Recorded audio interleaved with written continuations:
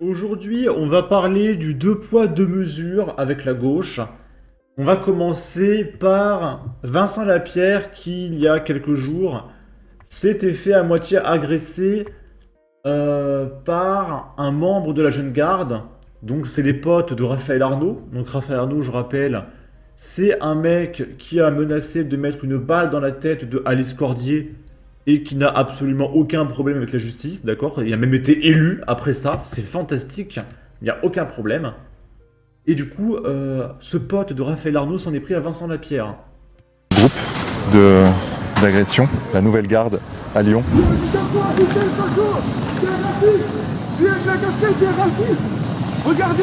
Tu me fais trop peur. Ouais. Et donc c'est l'élu d'ici là. Incroyable. Et tu vois, c'est à partir de là qu'il faut faire un peu plus attention. Déjà, regarde, ils ont commencé à se mettre en place à gauche. Donc là-bas, il y a des individus masqués au pied d'un immeuble. Ils nous regardent. Voilà, faut que je vous explique le contexte. En fait, il y a, je sais pas, une dizaine d'individus masqués juste devant un petit magasin de mobile. On va y aller, les gars. On fait un gauche-droite ? Non, droite, mais à gauche, t'as un point de deal, et là, normalement aussi, ici. Ouais. Bon, écoute, franchement, le secteur est quadrillé par des points de deal. Ah oui, totalement, oui. Ah ouais, 10h minuit, sinon c'est week-end 10h à 1h. Ce truc de fou. En fait, c'est un énorme point de deal. Donc en fait, il y a les dealers qui cohabitent avec les potes de Raphaël Arnaud. Dans le même quartier, c'est génial. Non. Ok. Et du coup, Vincent Lapierre se barre. Ok. Et là, on va reparler de l'affaire de la synagogue qui a eu lieu il y a quelques jours. Donc je rappelle, le coupable, c'est ce mec avec un turban, un drapeau palestinien, etc. Et il y a un mec sur CNews qui s'appelle Louis de Ragnel qui va parler de ce deux poids deux mesures avec la gauche et qui explique que, par exemple, si Jean-Marie Le Pen avait dit 25% de ce qui sortait de la bouche de Rima Hassan, il prendrait perpète en fait. Et après, il va reparler de l'affaire de la synagogue où on explique que le danger, c'est quand même l'extrême droite. Voilà. Ce sera toujours l'extrême droite. On va écouter ça. Après, l'exemple, quand même, doit venir d'en haut. sûr. C'est-à-dire que si les politiques à l'Assemblée nationale s'autorisent à faire des phrases ambiguës, et parfois pas du tout ambiguës, clairement antisémites... Les Jeux Olympiques. Rappelez-vous ce qui a été fait sur l'équipe d'Israël. Absolument, Oui. absolument. C'est bien. C'est pas une équipe de club, hein. Eh bien, C'est une équipe d'un pays. même si les gens se disent pas ça comme ça, c'est pas conceptualisé, mais à partir du moment où, entre guillemets, au sommet de la pyramide, l'élite administrative politique du pays se permet ça, eh bien en fait, ça désinhibe tout le monde.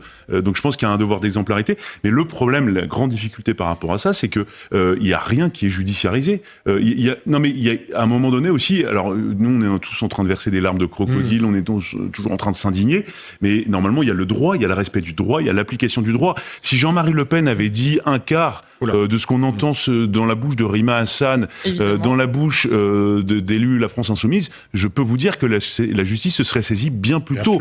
Et je pense que exactement. Non, mais je pense que c'est ça aussi qui heurte les gens. On a l'impression en fait que aujourd'hui, globalement, il fait bon d'être antisémite en France. Vous pouvez faire ce que vous voulez et au nom de la liberté d'expression, tout passe. Non mais réellement, alors on pleurniche pas, on s'indigne. On est les premiers à être très énervés, en colère.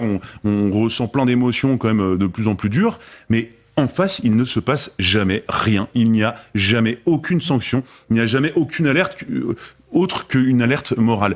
Et vous allez voir, je pense que ce qui va, à mon avis, offusquer beaucoup de gens, c'est que l'attention médiatique va peut-être être fixée, une fois que le procureur de la République aura parlé, sur le fait que la photographie de la personne qui a commis cet acte antisémite a été diffusée sur les réseaux sociaux. Je suis quasiment convaincu que la justice va ouvrir une incidente pour savoir, pour remonter, pour savoir qui a diffusé le profil et la photo de cette personne-là. Et en fait, en France, c'est comme ça que ça se passe. Et les gens se disent, mais on est complètement chez les fous. C'est-à-dire que aujourd'hui, les seules personnes qui vont être mises en cause, ça va être ceux qui ont diffusé l'image, la vidéo de la personne qui a commis l'acte antisémite. Et de l'autre côté, on va peut-être vous expliquer qu'on a affaire à quelqu'un, effectivement, qui a des problèmes psychiatriques, qui n'était pas en pleine possession de ses moyens, et donc qui est jugé irresponsable. Et ça, c'est cette espèce de point Godwin de cette société, c'est ce qui rend complètement dingue tout le monde. Ok, voilà, il a parfaitement tout dit. Et on peut enchaîner directement sur des faits réels, factuels, qui vont soutenir les propos de ce journaliste.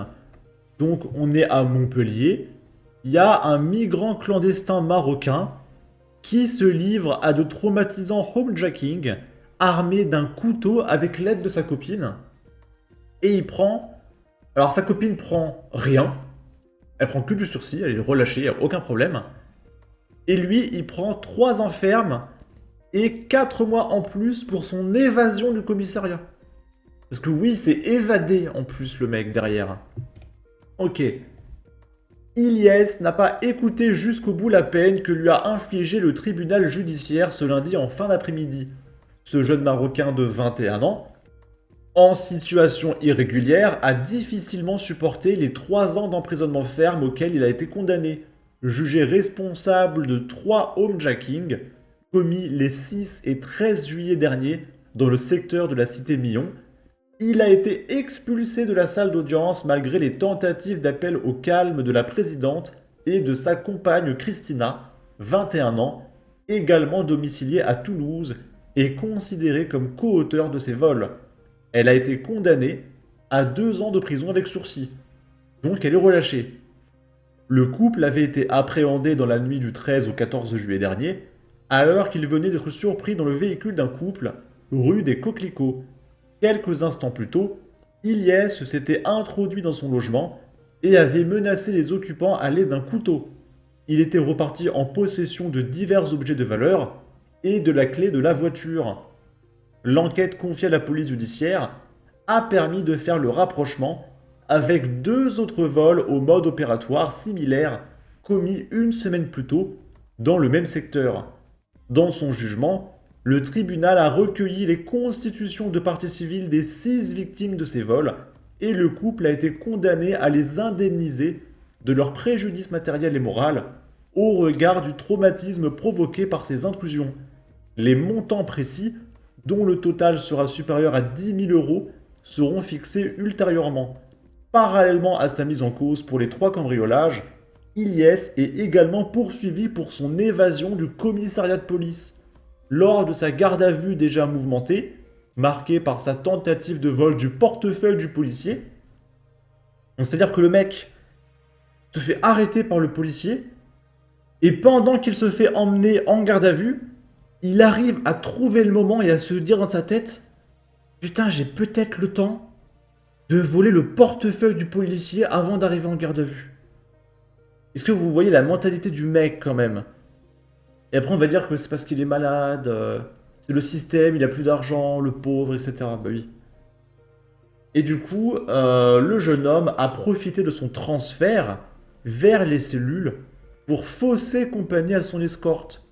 Outre l'évasion, les faits de rébellion lui sont aussi reprochés. Ilyes a été condamné à 4 mois supplémentaires pour son évasion du commissariat. Et visiblement, le vol du portefeuille du policier, on s'en fiche. De toute façon, les policiers sont des serpillères. Tu peux les taper, les voler, etc. T'auras rien. Juridiquement, tu peux pas être condamné pour des violences ou des actes commis envers des policiers. Ça n'existe pas en France. Bon.